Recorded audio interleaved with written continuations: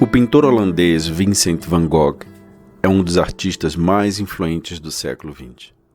Atualmente, seus quadros estão entre os mais caros do mundo. Contudo, na sua época, seu estilo era considerado estranho e incompreensível. Viveu na pobreza e na solidão.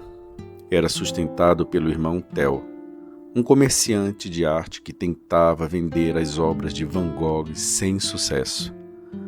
Durante toda a sua vida, vendeu apenas um quadro, A Vinha Encarnada, para a pintora belga Anna Bot, por 400 francos. Acredita-se que, em algumas ocasiões, teria trocado alguns de seus quadros por pratos de comida e material de pintura.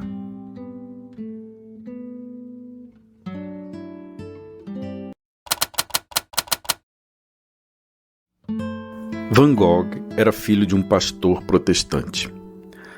Boa parte de sua educação inicial foi recebida em casa.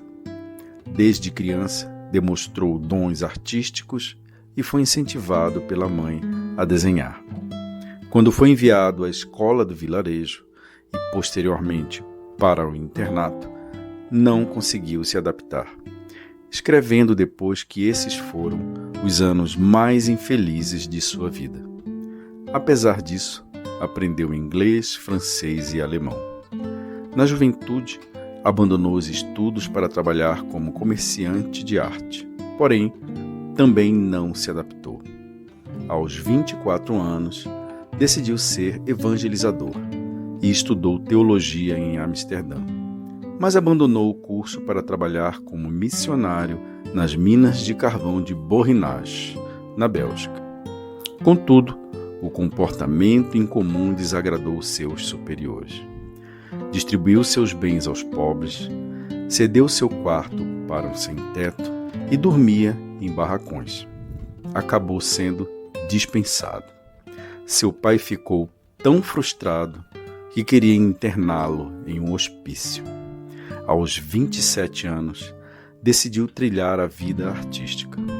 Durante 10 anos, produziu cerca de 800 pinturas e centenas de desenhos. Seu grande apoiador foi o irmão Theo, único e verdadeiro amigo, com quem trocou centenas de cartas. Posteriormente, essas correspondências, contendo desenhos e ideias, seriam valiosas fontes de informação sobre a vida e a obra do pintor holandês. A grande quantidade de cartas não é exagero. O hábito de escrever muitas cartas era comum antes do telefone.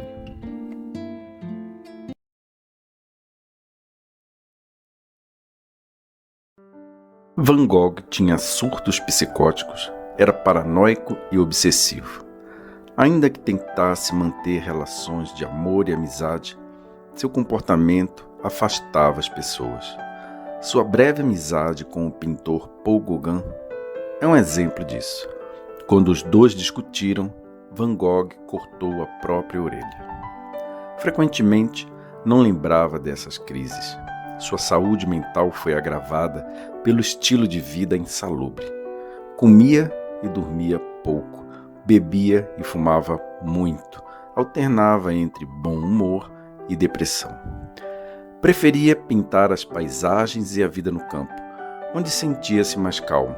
Porém, devido à personalidade instável, acumulou conflitos entre os camponeses, que o consideravam louco e perigoso. Voluntariamente se internou no manicômio Saint-Paul-de-Moujols, em Saint-Rémy, onde pintou o último autorretrato e A Noite Estrelada. Seus últimos trabalhos utilizavam cores vivas e demonstravam preocupação com o movimento, expresso através de ondulações, e já representavam um amadurecimento do estilo emotivo que marcaria a arte do século XX.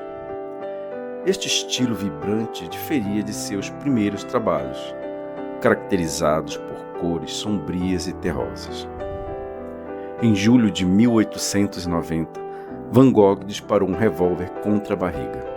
Estava trabalhando no campo e conseguiu retornar caminhando. foi atendido pelos médicos locais que não puderam lhe operar. A versão do suicídio é controversa. Para muitos, Vincent foi atingido acidentalmente por 2 conhecidos rapazes da região, mas disse que atirou contra si mesmo para protegê-los. Essa tese foi defendida nos filmes No Portal da Eternidade e Com Amor, Van Gogh, 2 belíssimos filmes sobre a vida do artista. Morreu 2 dias depois nos braços do irmão Theo. 6 meses depois, Theo também faleceu, pois sua frágil saúde deteriorou após a perda do irmão, sendo enterrado ao lado de Van Gogh.